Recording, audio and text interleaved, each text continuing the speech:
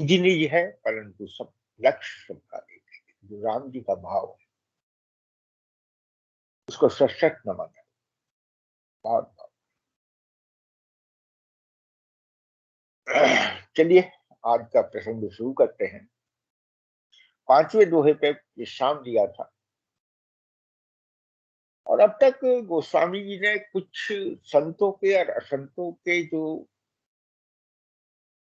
लक्षण है अलग अलग, उनका वर्णन किया।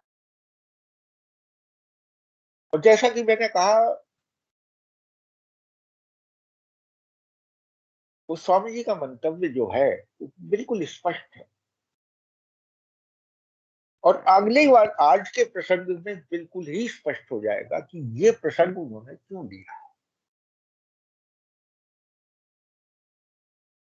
और उसका संकेत उन्होंने पांचवें दोहे में दे दिया है। सबका अब अपना अलग अलग करनी है, अलग अलग स्वभाव है, अलग अलग ये सब। भलो भलाई पे लही लही निचाही नीच, और सुधा सराई अमरता गरल सराई।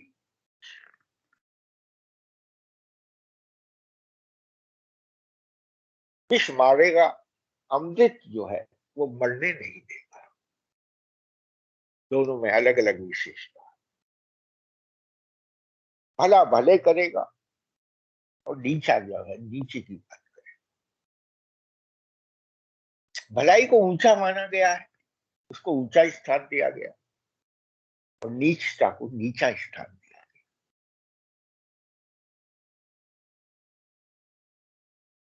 हमारे शास्त्र में भी 7 लोग नीचे के हैं और 7 लोग ऊपर। हमारा लक्ष्य ऊपर जाने का। हमारा लक्ष्य नीचे जाने का नहीं, और इसीलिए भगवान ने हमें जो धरातल पे भगवान ने रखा हुआ है, जो धरातल के नीचे के लोग हैं उनको नहीं दिखाया। ऊपर का हमें कम से कम आकाश तो दिखता है, पृथ्वी से नीचे क्या है हम नहीं जानते। तो उसका कारण अगली चौपाई बिल्कुल स्पष्ट है। खल अग अगुन साधु गुण गाहा, उभय अपार उदधि अवगा।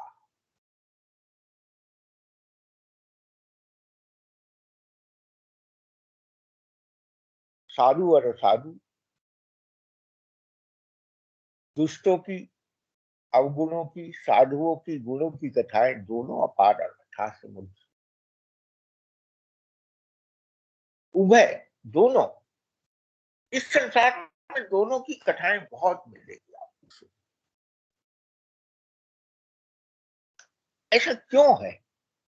इसकी उत्तर अगली चौपाई में दिया है। तेहि ते कछुकुन गो दोष बखाने, संग्रह त्याग न बिनु पहचान। देखिए, मैंने आपसे कहा था कि मनुष्य में 2 वृत्ति है। एक है लेने के लिए देना, एक है देने के लिए देना।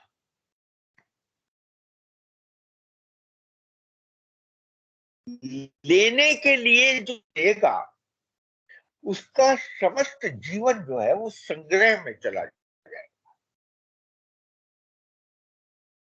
और जो देने के लिए देगा उसका समस्त जीवन जो है वो त्याग में चला जाए।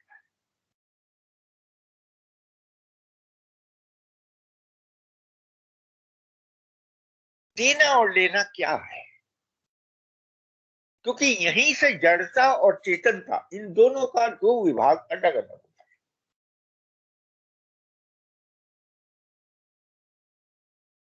लेने में जड़ता है, लिया और रख लिया, वो वस्तु जड़ हो जाती है। जड़ वो है जो उपयोगी ना हो, जड़ वो है जो उपभोगी।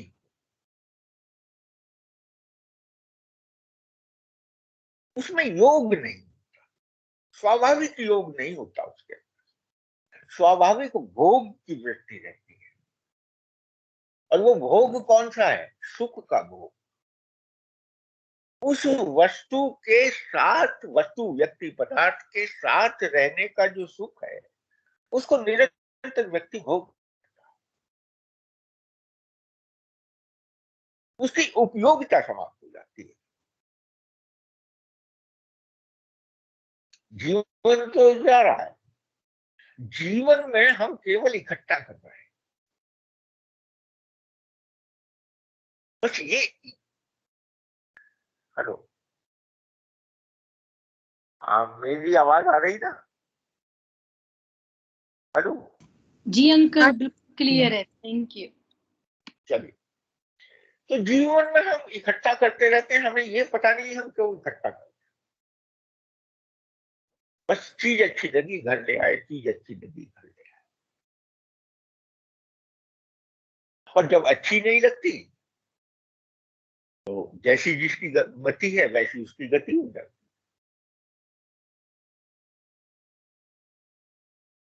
अब ये जो है, और जो व्यक्ति देने के लिए ही ले रहे हैं, वो उनका संग्रह नहीं है, वो ले ही त्याग के लिए रहे हैं, उन्हें आगे देना है। यही इस चौपाई का विशेषता है।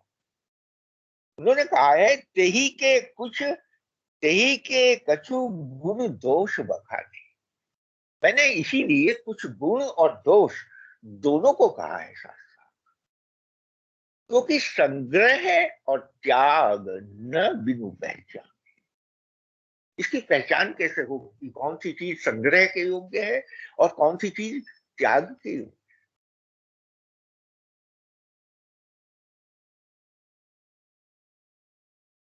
अगर दोष वृत्ति मन में है तो संग्रह की वृत्ति आएगी ही आएगी।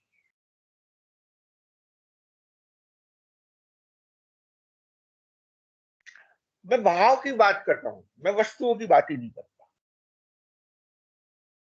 भाव में किसी के द्वैत है। द्वैत मतलब,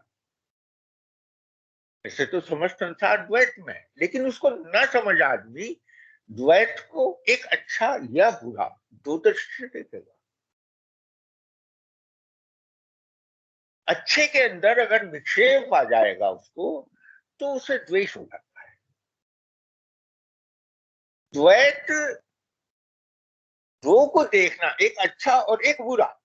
ठीक है, गुण और दोष में भी दो को देखना है, अच्छा भी है और बुरा भी है, परंतु उसमें दृष्टि हमारी क्या हो? द्वेष की अगर नहीं है, और केवल हमारा दृष्टिकोण जो है गुणों का संग्रह इसलिए कर रहे हैं कि ताकि वो गुण आगे को काम आ सके, उस गुणों का प्रभाव जो है ना वो परिलक्षित होगा, आगे को हमें देने में सहायता मिले, क्योंकि वहां देने की प्रवृत्ति जो है वो बहुत उच्च है, ऊंची स्थिति में है। वहां लेने की प्रवृत्ति नहीं है। इसीलिए एक को नीचता कहा है, एक को ऊंचाई कहा है।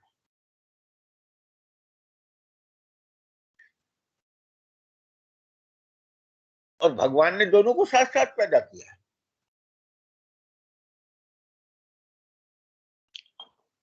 परित्राणाय साधु नाम, साधु भी है, विनाशाय के दुष्टता, दुष्कृत भी है, दोनों है भगवान की सृष्टि के अंदर। लेकिन भगवान का अवतरण क्यों होता है? उन्होंने पहले कह दिया, साधुओं के परित्राण के लिए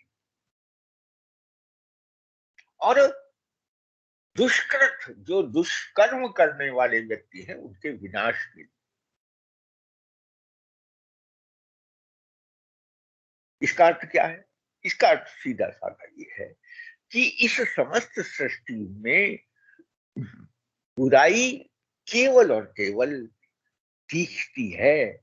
बुराई जो है वो व्यवहार में दिखती है, रह नहीं पाएगी, उसको कहीं ना कहीं अच्छाई जो है वो समाप्त कर देगी। आप अपने घर में देख लो,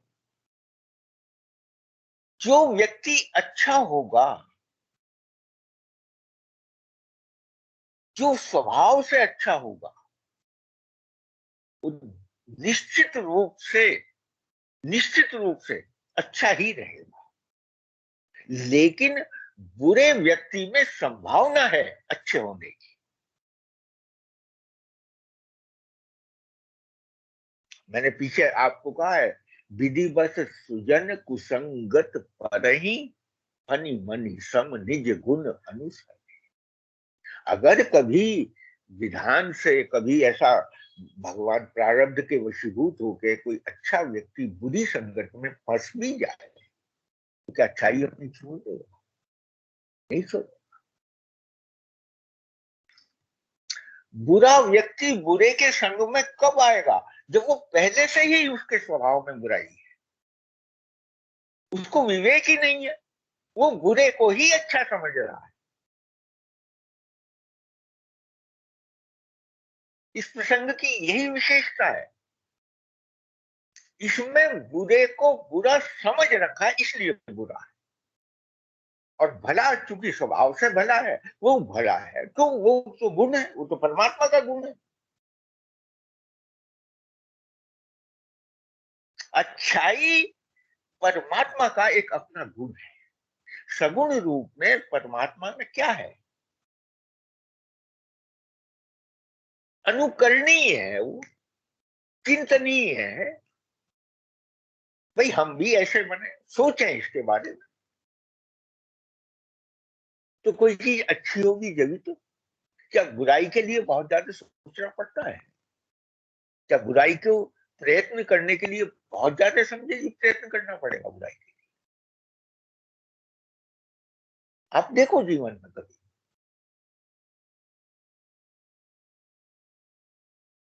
जब भी कोई आदमी अपने मार्ग से थोड़ा सा नीचे जाएगा, ध्यान करना, उसमें केवल केवल केवल अपना ही दोष है उसमें कहीं। और जब कोई अच्छाई होगी तो उसमें अच्छाई पे ले जाने के लिए कहीं ना कहीं वो दूसरे को श्रेय देगा।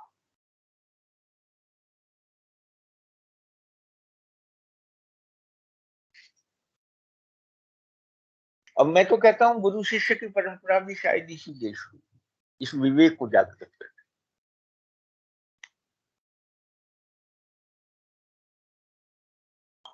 भाई ब्रह्मा जी ने सृष्टि बना दी, विष्णु भगवान उसका पालन पोषण कर रहे हैं, तो शंकर भगवान क्या करते हैं?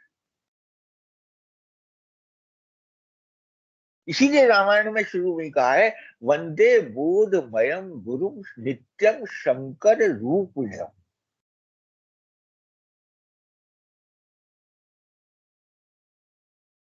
क्योंकि ये जो जीवन की शंकाएं हैं, इसको कौन रहित करेगा? जीवन की शंकाएं, समस्त शंकाएं जो है वो शंकर ही जीवन से शंका से रहित करे। शंकर तत्व क्या है? वो है गुरु तत्व। चाहे वो कोई ग्रंथ हो, चाहे किसी की वाणी हो, चाहे किसी का संग हो, उसे किसी भी रूप में ले लो, है वो सत्संग।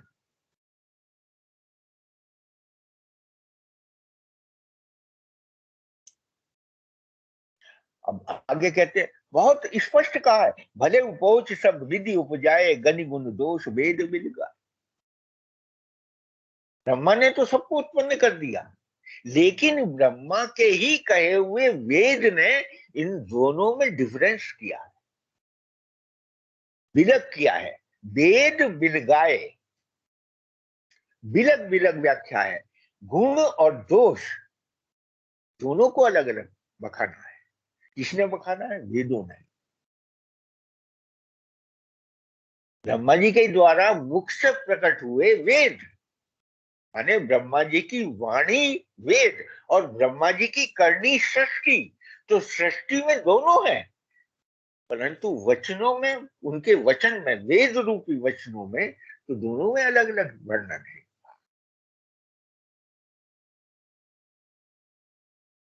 ये सब बातें विचारणीय है, ध्यान करें। तो कि वचन जो भी बोला जाएगा वो पहले तोल के बोला जाएगा, उसको पहले बुद्धि तोल लेगी अच्छी तरह से, तब उस वचन को बोला जाएगा।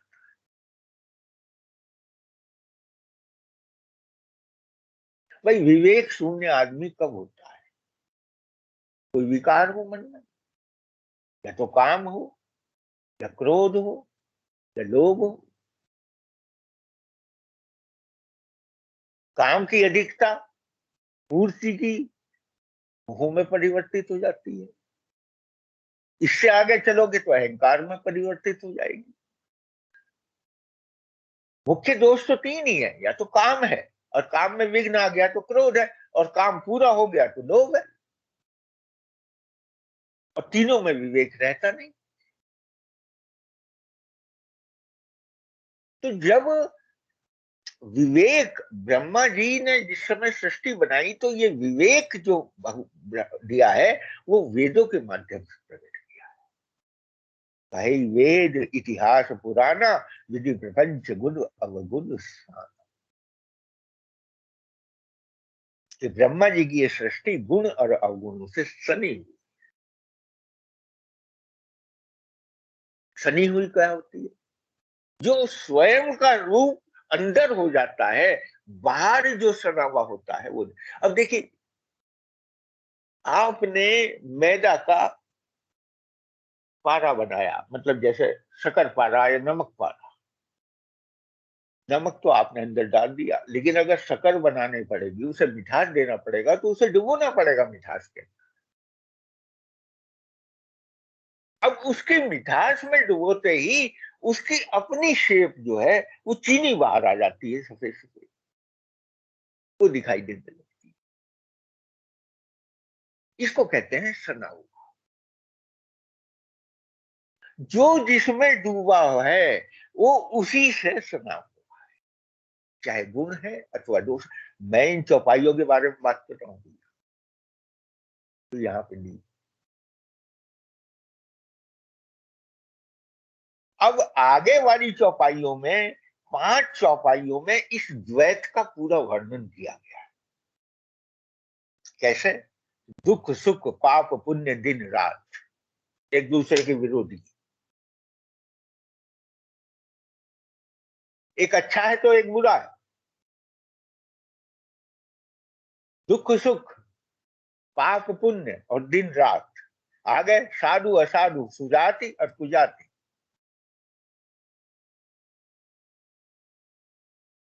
साधु असाधु कौन? इन्हीं तीनों की, जो तीन चीज ऊपर अभी कही गई हैं, दुख सुख और पाप पुण्य और दिन रात। दिन रात काल का प्रतीक है, समय का। पाप और पुण्य मेंटल स्थिति है, करने में कर्म है। ये पाप होगा अथवा पुण्य होगा, और ये दुख और सुख उसका परिणाम।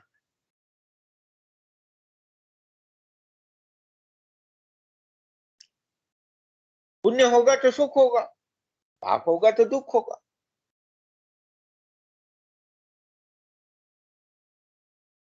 और हर समय ये रहेंगे, चाहे दिन हो या रात हो।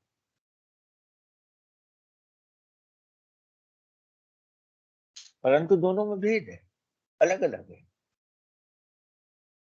यही साधु और असाधु, इसी इसी को अगर देखा जाए तो एक को तो इसकी सुध है, एक को नहीं है। एक तो जानता है इसे, एक नहीं जानता। एक सुजाति कही है, कुजाति कही है। एक जाति, एक की जाति अच्छी है, एक एक जाति कहा कि ये तो नीची जाति है, एक ऊंची जाति। जाति कोई हमारा जन्म से स्थान नहीं है, ये समझ लेना। सब माँ के गर्भ से, एक ही तरह से माँ के गर्भ में आए हैं, और एक ही तरह से सबका सृष्टि में आए हैं संसार।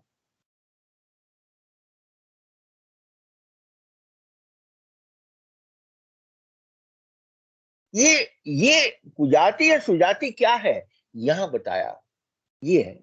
हमने उसे जाति दे दी, हमने उसे कुजाति दे दी, मतलब सुजाति दे दी या कुजाति दे दी। आगे कहा दानव देव, एक में लेने की भावना, एक में देने की। ऊंच और नीचू, एक ऊंचा है तो एक नीचा है। अमीय सजीवन,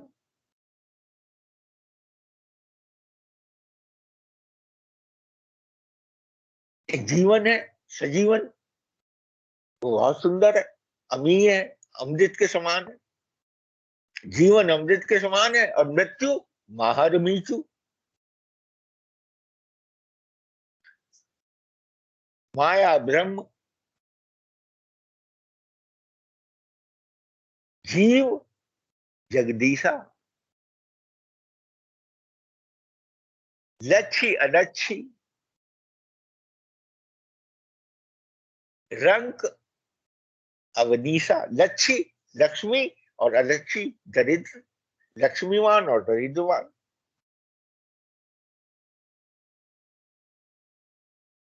रंक और राजा, काशी मग, एक तरफ काशी एक तरफ मगध। मगध में भोग विलास केवल, और काशी में क्या, बराबर बराबर है, साथ साथ है बिल्कुल। काशी और पाटलिपुत्र में कितना भेद है, कुछ भी नहीं है भाई। पटना और काशी दूर दूर दूर थोड़े ही है। सुरसरी क्रमनाशा, एक कर्म की नाशा, कर्मों वाली नदी, और एक गंगा। अब एक तरफ तो हमारे जो नाले बह रहे हैं वो कर्मनाशा है, क्योंकि हमारे ही कर्मों से तो गंदगी पैदा हुई है उनमें। और एक तरफ गंगा जी है।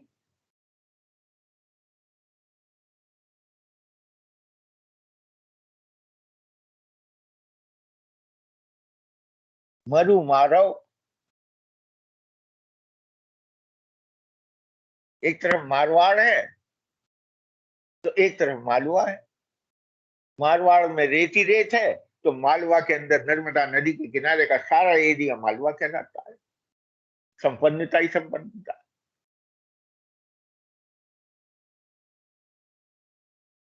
राजस्थान में चले जाओ, वो सारा एरिया मारवाड़ का है। और इधर चले जाओ एमपी की नीचे वाली साइड में, बॉम्बे वाली साइड में, तो जहां से नर्मदा नदी के किनारे किनारे ओंकारेश्वर से लेकर भृगु कच्छ तक का पूरा एरिया है, जितना भी है मारवाड़, मालवा कहलाता है।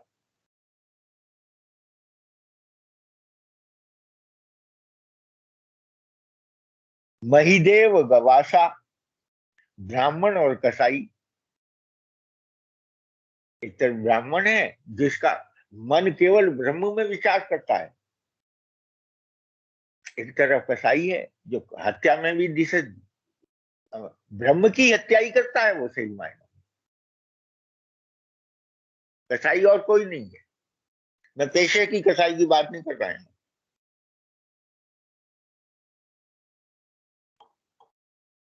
क्योंकि स्वयं भगवान का वचन है इसमें सुंदरकांड में, कोटि विप्र वध लाग ही जाहूं। करोड़ों ब्राह्मणों के वध का जो पापी है,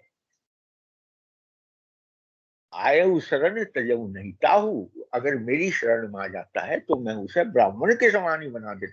कोटि विप्र शब्द क्या है, विवेक और प्रज्ञा। अगर विवेक और प्रज्ञा की हम हत्या कर रहे हैं तो ब्राह्मण की तो हत्या है भैया वो। ब्राह्मण में क्या है, विवेक भी है और बुद्धि भी है।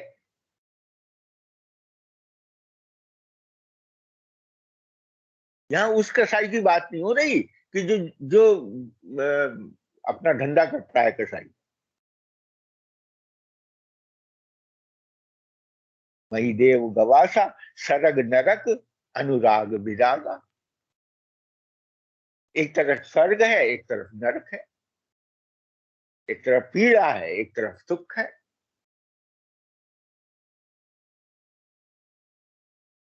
अनुराग है तो विराग है, ज्ञानी का वैराग्य है तो प्रेमी का अनुराग है। बिल्कुल बिलक बिलक दिखते हैं अलग अलग। प्रेमी से पूछो उसके मन की दशा, वो कहता है मैं तो इसके बिना रह नहीं सकता। और वैरागी से पूछो किसी से जिसने ऊंची स्थिति प्राप्त कर ली, बोले अहम ब्रह्मास्मि, मैं तो, मुझे किसी की आवश्यकता ही नहीं है, मैं तो सर्वसमर्थ हूं।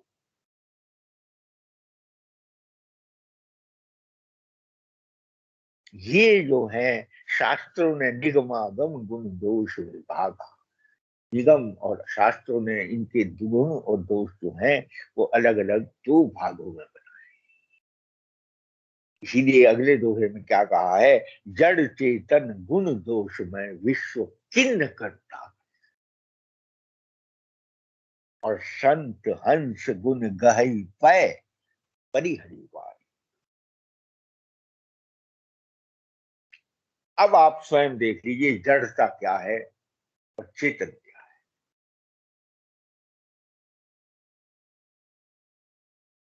जो चित्त को अच्छा लगे वो चेतन है। चित्त माने जो परमात्मा, जो हृदय का, जो आपके सबसे ज्यादा नजदीक है, बस वो चेतन।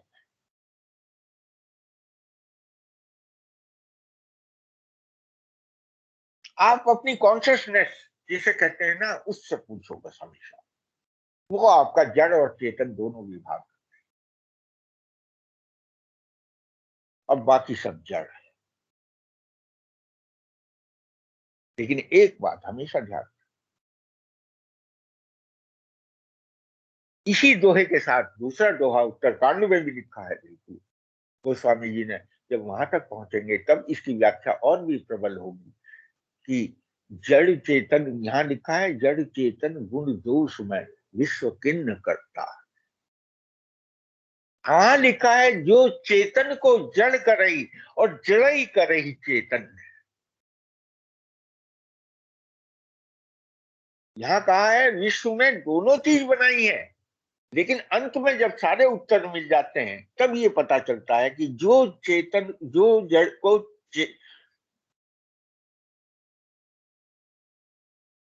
जो जड़ को भी चेतन और चेतन को भी जड़ कर सकता है, परमात्मा। अस समर्थ रघुनायक यह ये सिद्धांत भी था, ये सब ऐसा सिद्धांत जो है तो भगवान, जो चेतन को जड़ कर रही हो, जड़ कर रही चेतन, अस समर्थ रघुनायक भजऊ जीव ते ही धन। ऐसे सामर्थ्यवान रघुनाथ जी का जो भजन करता है जीव, बस वो धन्य है। ये धन्यता की बात उत्तरकांड में। तो ये जड़ और चेतन दो जो है, क्या जड़ता है क्या चेतनता है। स्वामी रामसुखदास जी ने तो इसीलिए कहा है कि लेना और देना चिज्जड़ ग्रंथि है।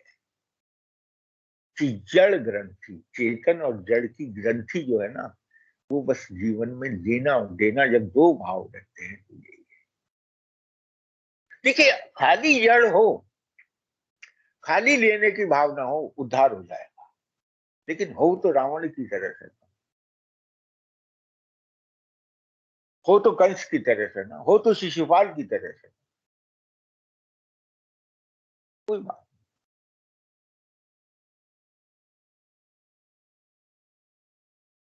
जो चेतन है वो तो चेतन है, वो तो सदा परमात्मा के साथ ही रहता। क्योंकि जड़ को चेतन बनाने के लिए परमात्मा स्वयं आते हैं।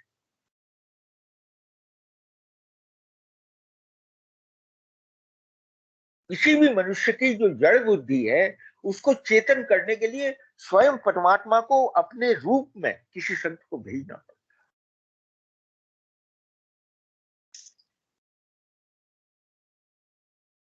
मैं हमेशा कहा करता हूं इस बात को कि संत को ढूंढने की आवश्यकता नहीं है। जिस समय मन को ये दिमाग में जरा सा ये बात आ जाए कि ओहो काश हम भी इस मार्ग पर चलते, समझ लेना कहीं ना कहीं से कोई संत ऐसा प्रकट हो जाएगा अपने आप, जो आपकी जड़ता को चेतन कर।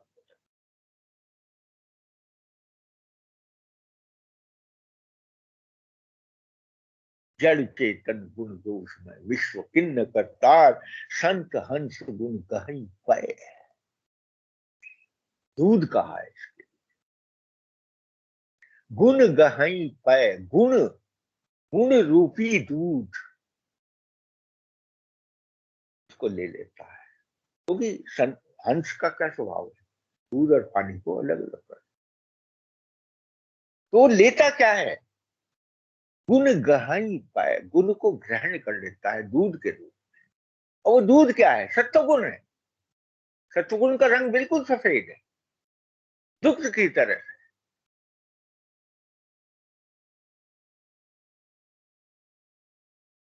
अभी अभी मैं यहाँ पे दूध को जैसे हम लोग उबालते हैं, तो मेरे से एक प्रश्न पूछा अभी, मेरी यहाँ पे एक बच्ची, वो है, क्या नाम, जो काम वाली है, वो काफी उसमें है, अध्यात्म में रहती है। कहती है, नाना जी एक बात बतलाइए। वो मेरी बेटी के पास भी रही है, इसलिए मुझे नाना जी से कह के संबोधित करती है। नाना जी एक बात बतलाइए, दूध को बार बार क्यों उबालते? मैंने कहा, एनर्जी जनरेट कर। शक्तिमान की शक्ति, जिससे पूरी की पूरी इस दूध में आ जाए। क्यों? दूध को अगर बार बार नहीं उबालेंगे, उसे औटाएंगे नहीं, तो माखन बढ़िया नहीं निकलेगा।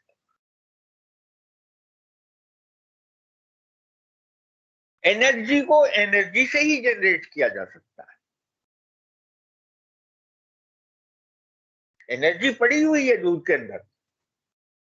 जिस समय दूध दुहा गया, उसके कण कण में माखन व्याप्त है, लेकिन उसको एनर्जी को एनर्जी से ही जनरेट किया जाएगा। पहली एनर्जी, उसे बार बार उबाला जाएगा, बार बार उसे तपिश दी जाएगी। होगा क्या कि जो उसका पूरा तत्व है, वो ऊपर मलाई की रूप में। और फिर जब उसे भिलोनी से भिलो के और अच्छी तरीके से उसे मथ के, वो भी एनर्जी है, माखन निकाल दोगे।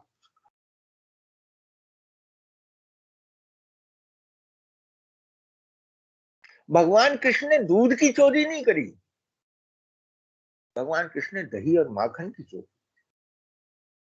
क्योंकि दोनों चीज जो है ना, एनर्जी से भरपूर है, जनरेट हुई है।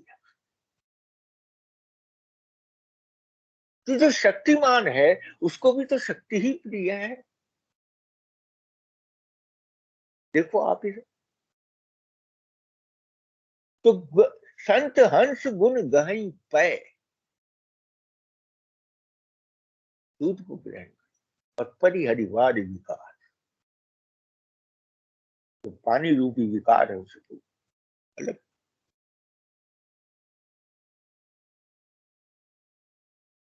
कछुक दोहे ऐसे हैं रामचरितमानस के, जो मुझे बहुत प्रिय है। उनमें से ये एक है। इसमें जो पै शब्द है, वो बड़ा सुंदर।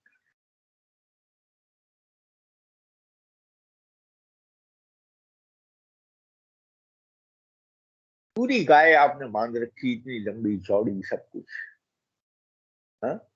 सेवा भी बहुत भरपूर कर रहे हो। ये क्या है? हमारे जीवन रूपी गाय के चार थन, धर्म अर्थ काम और मोक्ष, चारों में से दूध दूधना है। हम तो बछड़े हैं भैया, चारों में माथा मारना है। बछड़े को देखा है कभी गाय का दूध दूहते? बछड़ा क्या करता है? थनों में दूध पूरी तरह से आ जाए, इसलिए पहले अपने माथे को बार बार थन में मारता है, ताकि वो दूध पूरा का पूरा उतर जाए। हमें भी ये गोस्वामी जी रूपी गाय जो है, जो हमें दी है, गो, देखिए कैसा सुंदर संयोग है। गो स्वामी, जो सारे गायों का स्वामी है,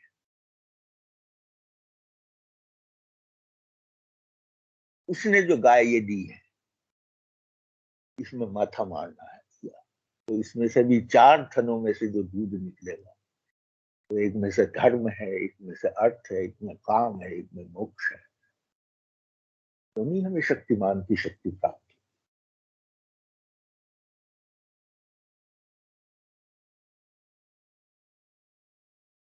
हंत हंस गुण गहई पाए, परिहरि वारी विकार, अस विवेक जब दे विधाता। ऐसा विवेक जब भगवान दे देते, जब विधाता दे देते। अब देखिए यहाँ विधाता शब्द,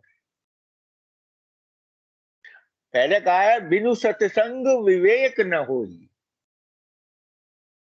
अगर सत्संग में विवेक को जागृत करना है, राम कृपा बिन सुलभ न सोई। अब यहाँ क्या कहा, थोड़ी चौपाइयां आगे चली तो यहाँ विधाता को ले आए। अब आप देखो कि क्या सत्संग के बाद भाग्य सोया या जगा।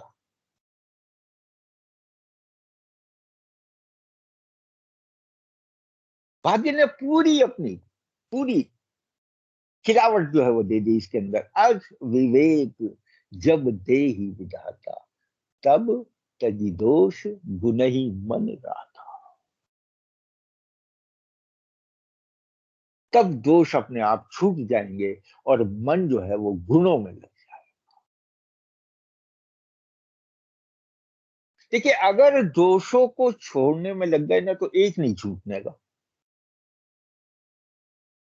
और अगर मन गुणों को ग्रहण करने में लग गया तो दोष एक बचेगा नहीं। हम उल्टा करते हैं, हम मन को लगाते हैं दोष को छोड़ने में।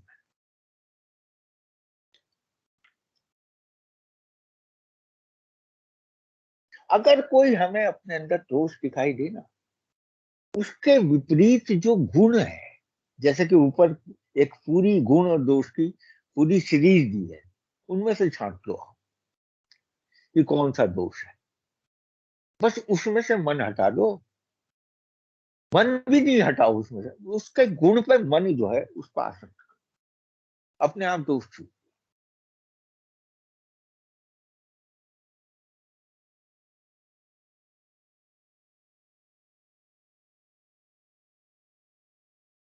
भाई बीमारी कितनी बड़ी हो आपके शरीर में है, जब आपको आहार अच्छा मिलेगा तो बीमारी कहाँ रहेगी, बीमारी तो साफ।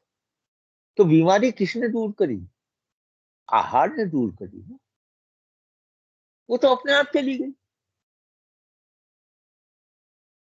भाई कोई कमजोर है बहुत, दिमाग से भी पेट से भी सब चीजें, भाई खूब दूध पिलाओ उसे, खूब दही खिलाओ, अपने आप चली गई बीमारी।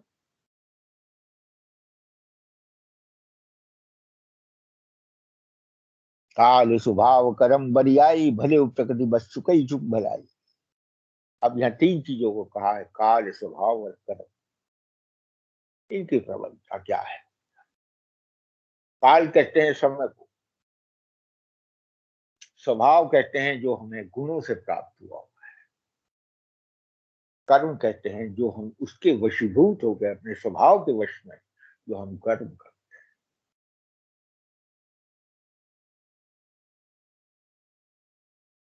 रात्रि में हमारा स्वभाव कुछ है, दिन में स्वभाव कुछ है। क्यों बदलता है, क्योंकि काल बदलता है। रात्रि में कर्म कुछ और है, दिन का कर्म कुछ और है। क्यों बदलता है, क्योंकि स्वभाव बदल रहा है। एक दृष्टांत के रूप में कहा है। इसी तरह से हमारे जीवन की जो दिन और रात है, जो सुख और दुख का समय है, जो हमारी अनुभूतियां हैं, परिस्थिति काल के वशीभूत, मनस्थिति स्वभाव के वशीभूत, और मनुष्य पूरा अपने कर्मों के कारण से संसार में अपना जीवन, कुछ न करना भी कर्म है, ये ध्यान कर लेना।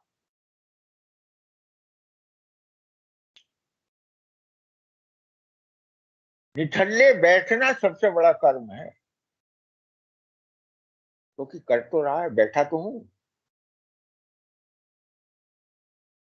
बड़ा तो मैंने गलत कह दिया, बाकी कर्म बड़ा विचित्र है, विचित्र बहुत है।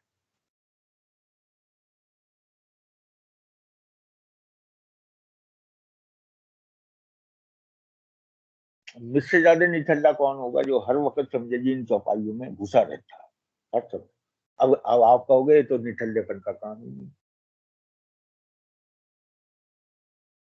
तो ऐसा होता है ना, मालिक का जब कोई नौकर हो जाता है तो बाजा बाजा मालिक भी चैन से नहीं बैठने देता।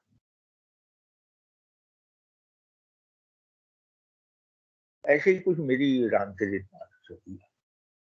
अब ये उल्टा सीधा जैसे भी आपके सामने बयान कर रहा हूँ कबीरा, सबसे बड़ा निठल्ला हूं अगर देखा जाए, और मालिक फिर भी चैन से नहीं बैठने देता।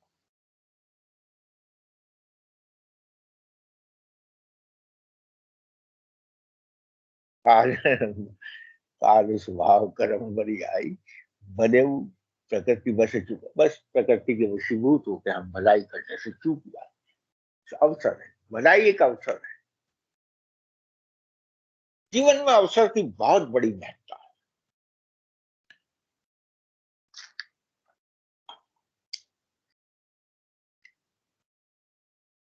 भलाई शब्द जीवन का ऐसा है भैया, एक है भले मन, भले, मैंने उस दिन कहा था भले मन साहत, वो मन की स्थिति है, वो सहायता है, लेकिन एक उसके लिए अवसर है। अगर हमारे अंदर भले मनसाहत होगी, ये अगर भावना पड़ी हुई होगी, तो अवसर को मत चूक। विधाता अवसर बार बार नहीं देते।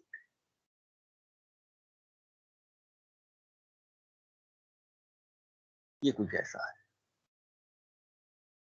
सो सुधारी हरिजन जिबिलेहि, जलि दुख दोष विमल जसु देहि, खलउ करहि भल पाई सुसंग, मिटई न मलिन स्वभाव। भगवान के भक्त अपनी, भगवान उनकी चूक को सुधार ही दे और दुख दोषों को मिटाकर निर्मल यश दे।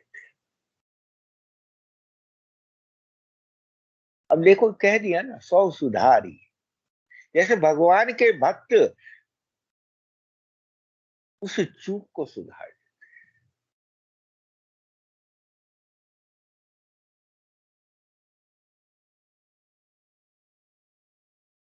जलि दुख दोष विमल यशु, और दुख दोषों को मिटाकर निर्मल यशु में मिलता रहता है। खलऊ करई भल पाई सुसंगु, कभी कभी उत्तम संग को पाकर दुष्ट भी भलाई करते हैं।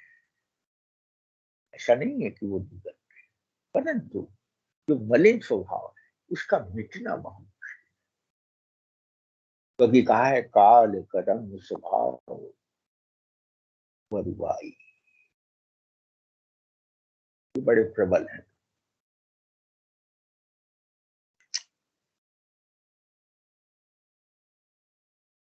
परिस्थिति, मनस्थिति और कर्म, ये तीनों बड़े प्रबल। मनस्थिति स्वभाव है, परिस्थिति काल है, और कर्म मनुष्य का। लखि सुबेश जगवंचक जोयु, देश प्रताप पूजिए तो, उगरई अंत न होई निभाऊ काल नियाव। अब यहाँ वेश के बारे में कहा है कि ऐसा नहीं है कि वेश होना ही इस बात का द्योतक हो कि कोई अच्छा है, क्योंकि काल नेमी राक्षस जो है जिसे हनुमान जी ने समाप्त किया था, संजीवनी बूटी लेने जब गए थे तो काल नेमी नाम का राक्षस को उसने साधु का वेश बना के हनुमान जी को ठगने की कोशिश करी, तो अपनी जो प्रकट है वो हो गया उसके, जैसा कि सभी लोगों को मालूम है। इसमें रामचरित मानस में जिन जिन लोगों को अपने काल नेमी की उसको जानते हैं, किए उपवेश साधु सन्मान, बुरा वेश बनाने पर साधु का सम्मान ही होता है। जिन जग जाम भगवंत हनुमान, किसी का बुरा वेश होना स्वभाव से साधु सम्मान होता है। जैसे जामवंत जी और हनुमान, जामवंत जी काले हैं, रीछ है, हनुमान जी बंदर है। बहुत खूबसूरत नहीं है दोनों, लेकिन स्वभाव ने दोनों की सूरत। हानि कुसंग सुसंगति लाहू, तो कहू वेद विदित सब। बुरे संग से हानि और अच्छे से लाभ होता ही होता है। लोक और वेद, हर जगह लोक को और वेद को देख के चलते हैं। एक तरफ लोक है तो एक तरफ वेद है, और लोक में वेद की ही परंपराएं तो हैं भैया। अगर उन्हें गहराई से विचार करें हम, तो जो बड़ों ने हमें सिखाया है वो कहाँ से सिखाया है? ब्राह्मणों से, अच्छे मन वालों से। ब्राह्मणों पे कहाँ से आया? वेदों से। इसीलिए गोस्वामी जी लोक को भी और वेद को भी साथ साथ लेके चलते हैं। अगन चढ़ई रज पवन प्रसंगा, कीचई मिले नीच जल संगा, साधु असाधु सदन सुख सारी, सुमते राम देहि। अब यह कुछ प्रसंग दिए हैं, कुछ दृष्टांत दिए हैं कि पवन के संग से धूल आकाश में चढ़ जाती है, और जल के संग से जैसे बारिश होती है वही धूल नीचे आके कीचड़ में मिल जाती है। धूल एक ही है। साधु असाधु सदन सुख सारी। एक तोता और मैना जो है किसी साधु के और असाधु के, दोनों के घर में पले हुए, उनकी जो वाणी है वो उसे बता देती है। सुमरहि राम देहि गनिगारी। एक का राम सुमरता है तो दूसरे का गाली देता है। धूम कुसंगति कारिक होई, लिखी पुराण मंजू मशहूर होई। धुएं की कारिक जो है वो आकाश में सबको धुंधला कर देती है, और वही शाही बनके वेदों को और पुराणों को लिखने में काम आती है। सफेद कागज उस पर काले से लिखा गया तो क्या बना? पुराण, साहित्य, वेद लिखा गया। सोई जल अनल अनिल संघाता, कोई जलद जग जीवन दाता। वही धुआं जल और अग्नि पवन के संग से बादल होकर जगत को जीवन देने वाला।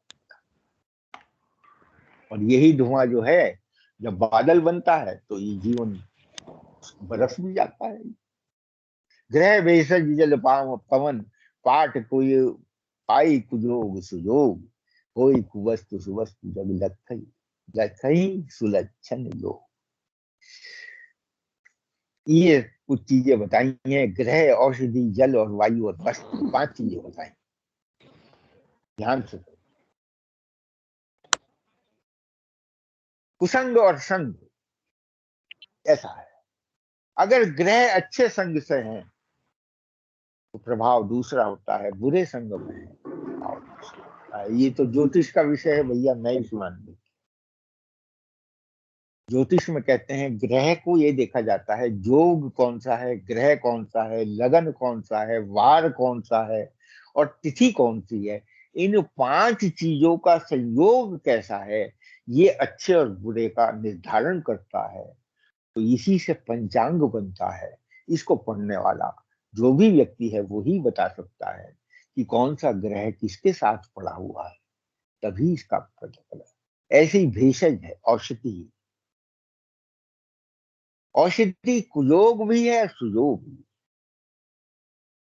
गलत औषधि गलत चीज में दी जाए तो योग बन जाता है। वही औषधि बहुत थोड़ी मात्रा में संयोग बन जाए तो बहुत सुंदर हो जाती है। ऐसे ही जल है, अभी उदाहरण दिया, एक कीचड़ बन जाता है, एक बादल बन जाता है।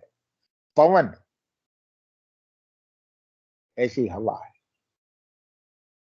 दुर्गंध के साथ मिलकर गंदी हो जाती है, सुगंध के साथ मिलकर अच्छी हो जाती है। पट, वस्त्र, ऐसी वस्त्र है। इसका भी, इसको कुसंग और सुसंग, जिसे आज के हम जमाने में खूब अच्छी तरह से देखते भी हैं, तो इसके बारे में भी क्या कहूं। अब जरा सा इनके आध्यात्मिक तत्व पर विचार।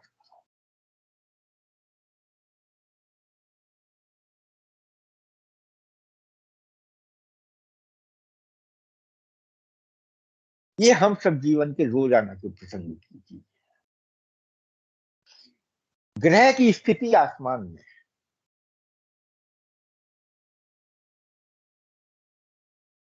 भेषज, औषधि की स्थिति पृथ्वी में, पृथ्वी से उत्पन्न होती।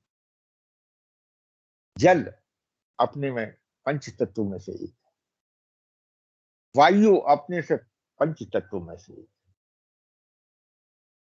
और पट, आवरण, जो आवरण तत्व है, ये अग्नि है। वो कैसे? आप पूछोगे कैसे? लकड़ी है, उसमें अग्नि है। अग्नि है, लकड़ी से ही उत्पन्न होगी, लकड़ी को अपने अंदर ले।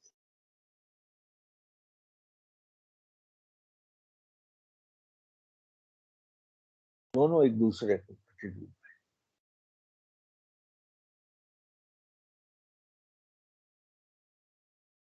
तो ये जो पांचों चीज इस समय दिखाई है, ये पंच तत्व से गोस्वामी जी ने ग्रह, भेषज, जल, पवन, पट, पाई, कुयोग, सुजोग, इन पंच तत्व से हमारा शरीर निर्मित हुआ।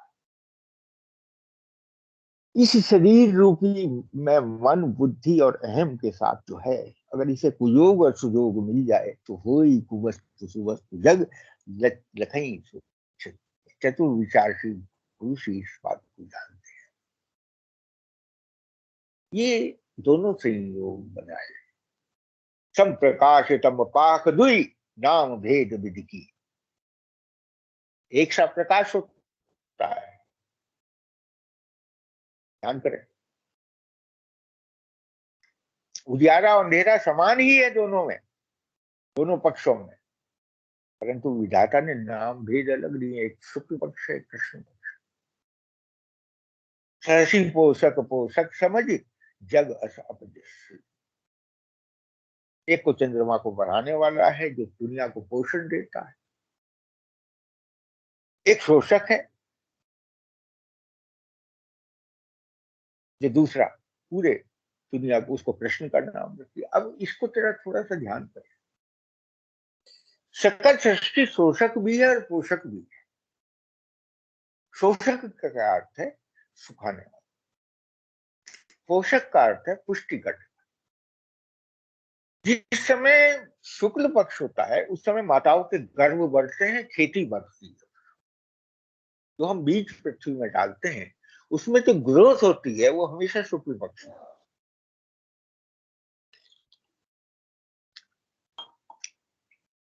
शोषक पक्ष क्या है? वो है कृष्ण पक्ष। उसमें सूर्य की प्रधानता है।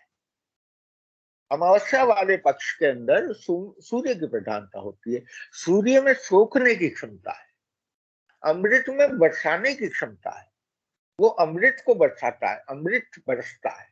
कहते हैं चंद्रमा के साथ अमृत की वर्षा होती है तो पोषण बहुत बढ़ जाता है। और सूर्य के साथ शोषक तत्व क्या है? जो हमारे जीवन में इंप्योरिटीज है ना, उन्हें सोख लेता है।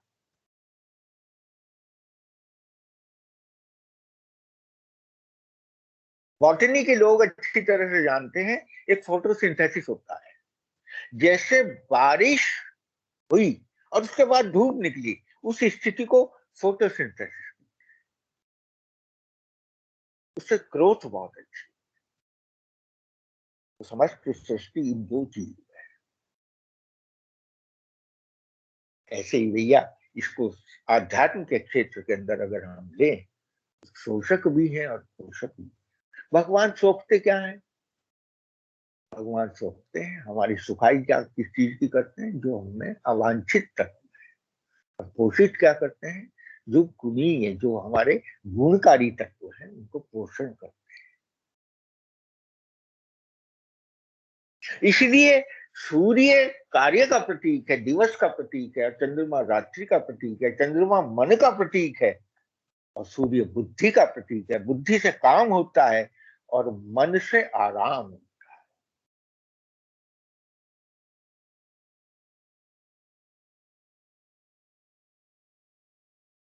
काम में शोषण है, एनर्जी का शोषण है, हम अपनी क्षमता का शोषण कर रहे हैं। लेकिन रात्रि में मन से उसे हम पोषित भी कर रहे हैं। मन हमारा शांत है, बहुत अच्छी नींद आएगी, शरीर भी पुष्ट होगा। सब ये प्रकृति का जड़ चेतन जग जीव जत सकल राम में जाने, बंदऊ सबके पद कमल सदा दूर। अब कहा है कि ये सब कुछ राम में है। जड़ चेतन जग जीव सब राम में। बंदव सबके पद कमल सदा। मैं सबकी वंदना करता हूँ। वंदना का प्रकरण चल रहा है, तो सबकी वंदना करते हुए गोस्वामी जी यहाँ कहते हैं कि देव दनुज नर नाग खग प्रेत पितर गंधर्व वंदव किन्नर रजनीचर कृपा करहूं। किसी को नहीं छोड़ा। देवता दैत्य मनुष्य नाग पक्षी प्रेत पितर गंधर्व किन्नर निशाचर सबको मैं प्रणाम करता हूं और सब मुझ पर कृपा करें। बहुत बहुत आप भी मुझ पर कृपा करें कि आप, और मैं आपका आभारी हूँ।